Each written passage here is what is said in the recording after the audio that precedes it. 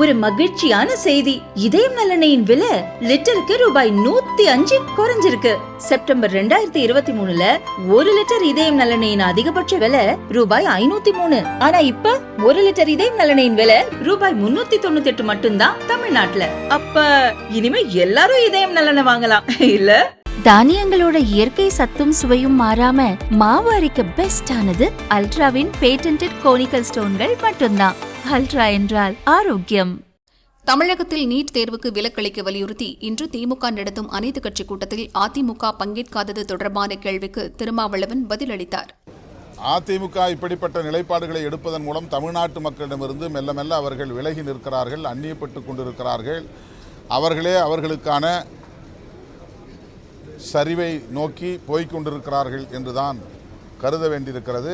பாஜகவினுடைய தயவு வேண்டும் என்பதற்காக தமிழ்நாட்டு மக்களின் ஆதரவை அவர்கள் மெல்ல மெல்ல இழக்கும் நிலைப்பாடுகளை எடுத்து வருகிறார்கள்.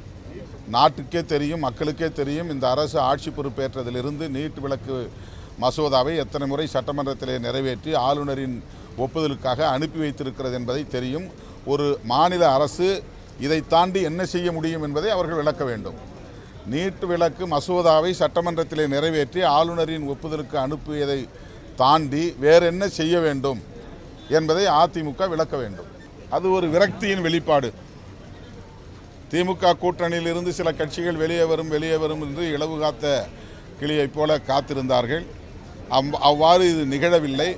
நிகழாததன் விளைவாக, விரக்தியின் விளைவாக இத்தகைய கருத்துக்களை அவர்கள் சொல்லி வருகிறார்கள். நீட் தேர்வு வந்ததனால் அவர்கள் என்ன காரணத்திற்காக கொண்டு வந்தோம் என்று சொன்னார்களோ அது நிறைவேறவில்லை. குறிப்பாக தனியார் மருத்துவக் கல்லூரிகளில் கூடுதலாக கல்வி கட்டணம் வசூலிக்கப்படுகிறது, நன்கொடை வசூலிக்கப்படுகிறது. இதனால் பெரும் தனவந்தர்களின் குடும்பங்களை சார்ந்த பிள்ளைகள் தான் படிக்க முடியும் என்ற நிலை இருக்கிறது. அதை தடுப்பதற்காகத்தான் இதை கொண்டு வந்தோம் என்று சொன்னார்கள். ஆனால் அதில் ஒரு விழுக்காடு கூட நடைபெறவில்லை, நிறைவேறவில்லை. அதே அளவுக்கான எவ்வளவு ஒரு மருத்துவக் கல்லூரியில் எவ்வளவு கட்டணம் வசூலித்தார்களோ அதே கட்டணத்தை தான் இப்போதும் செலுத்த வேண்டிய நிலை இருக்கிறது. பல மடங்கு கூடுதலாக அவர்கள் நன்கொடையாக வசூலித்த தொகையெல்லாம் இப்போது வெள்ளை பணமாக, ஒயிட் மணியாக கட்டச் சொல்லுகிறார்கள், செலுத்தச் சொல்கிறார்கள். அவ்வளவுதான். இதில் எந்த விதமான மாற்றமும் நிகழவில்லை என்பதுதான் யதார்த்தமான உண்மை. இது ஆளுநர் RN ரவி அவர்களுக்கு உச்சநீதிமன்றம் பாடம் புகட்டியிருக்கிறது. RSS பின்புலத்தில் வளர்ந்த RN ரவி அவர்கள் இதுபோல முட்டுக்கட்டை போடுவதன் மூலம் திமுக அரசை நெருக்கடிக்குள்ளாக்க முடியும், செயலிழக்க செய்ய முடியும்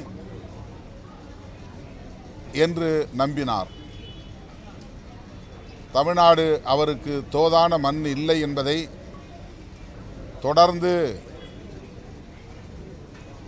சட்டமன்றத்திலும் நீதிமன்றத்திலும் நிரூபித்து வருகிறோம். இங்கே நாகாலாந்தில் செய்ததைப் போல தமிழ்நாட்டில் செய்ய முடியாது என்பதை இப்போது அவர் உணர்ந்திருப்பார். திராவிட பாசறையில் வளர்ந்த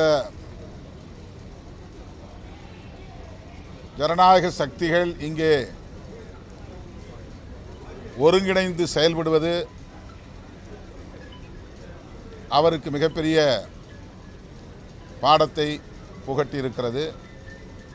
இது முதல்வர் அவர்களுக்கு கிடைத்திருக்கிற ஒரு மகத்தான வெற்றி, தமிழ்நாட்டு மக்களுக்கு கிடைத்திருக்கிற மகத்தான வெற்றி. RN ரவி போன்ற ஆளுநர்கள் பிற மாநிலங்களில், பாஜக அல்லாத கட்சிகள் ஆளுகிற மாநிலங்களில் இனி நெருக்கடி கொடுக்க முடியாது, மாநில அரசுகளை முடக்க முடியாது.